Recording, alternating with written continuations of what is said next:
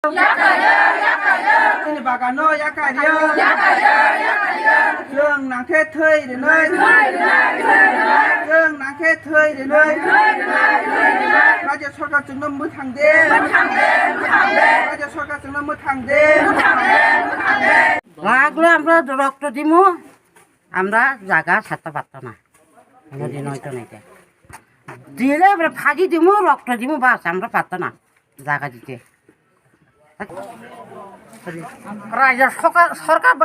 রাজ্যের সরকার বাগান করে দিয়ে গেছে এখন আয়া কিরে দরকার আছে তারাই লইয়া যাইতে আছে আমরা কি তা খাইব হ্যাঁ এখন যে পুট কেমনে পালাইব আমরা নাতি পুটিন কই যাইব কই খাইব হ্যাঁ এটা আমরা এখন ছাড়তে পারতো না দরকার লাগলে রক্ত দিতে পারবো ফাঁসি দিতে পারবো তবে জায়গা আমরা ছাড়তে পারতো না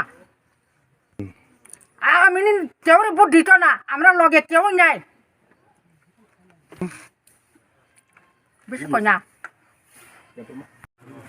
দেখুন আমরা আমাদের এখানে একটা ফরেন্সিক কলেজ হওয়ার হইতে চলেছে এই 3 বছর কিন্তু এই কলেজটা নিয়ে আমাদের সাউথ আনন্দনগর বিভিন্ন রাজ্য থেকে প্রায় 10-12 জন পরিবারের জায়গা তারা ক্যাপচার করতে চলতেছে। তো আমরা এই কথা শুনে আমরা ওই এসডিএম স্যারের কাছে গেছি এবং এসডিএম স্যারের কাছে যাওয়ার পরে আমরা রাওয়ালপুরে গেছি। রাওয়ালপুরে গিয়ে স্যার রাওয়ালপুরের কমিশনার চিঠি লিখেছে চিঠি লিখেছে একটা লিখছে ট্রাইবাল ওয়েলফেয়ার মিনিস্টার বিকাশ দেবনার কাছে আমরা ওনাকে দিয়ে দিয়েছি চিঠিটা দিয়েছে আমরা রিসিভ কপি এনেছি আবার এরপর আবার এসডিএমের কাছেও দিয়েছি কিন্তু আমরা ওটা এটার কোনো উত্তর পাইনি এখনও। আর এখন আমরা আবার শুনতে পেয়েছি যে 26 তারিখের মধ্যে যেন আমরা জায়গা খালি করে দিই। তো আমরা কী করে জায়গা খালি করে দেবো তারা জায়গা খালি করে দিয়ে আমরা কোনখানে যাব এই নিয়ে আমরা আজকে এখানে প্রতিষ্ঠা হইতেছে আর কি। আমরা চাই আমরা কোনোদিন জায়গা দিতে পারবো না, প্রয়োজনে আমরা রক্ত দেবো, আমরা জায়গা দিয়ে কোনখানে যাবো আমরা কোনোদিন জায়গা দিতে পারবো না। এটা কোন পাড়া? এটা হারিয়ে পাড়া।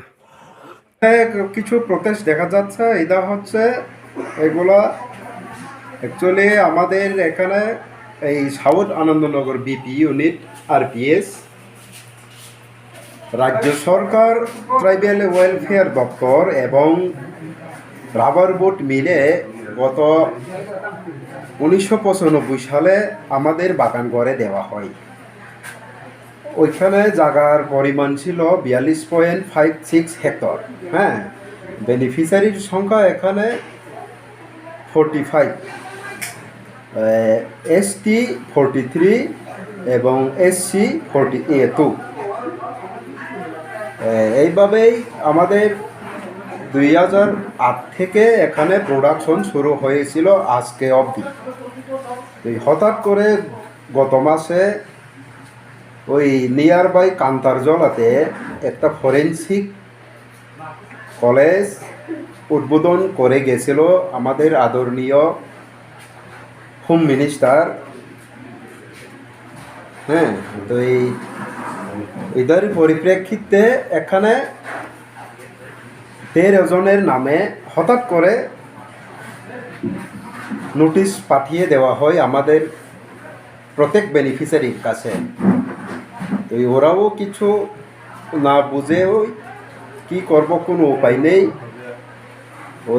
ওই জায়গাতে ফরেন্সিক কলেজ গড়ে ওঠার বলেই নোটিশ দেওয়া হয়েছিল। তো এদের প্রটেস্টই আজকে চলছে, কারণ এই রাবারেই আমাদের বেনিফিশিয়ারির ভবিষ্যৎ এবং বেঁচে থাকার একটা রাস্তা।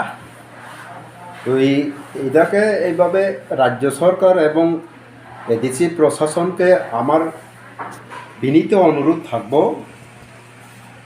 যাতে ওই সমস্যাগুলোকে একটু নজর দেওয়া হোক এবং সমস্যা সমাধানের রাস্তা খুঁজে বার করার জন্য আমার বিশেষ অনুরোধ থাকব রাজ্য সরকার এবং এডিসি প্রশাসনকে।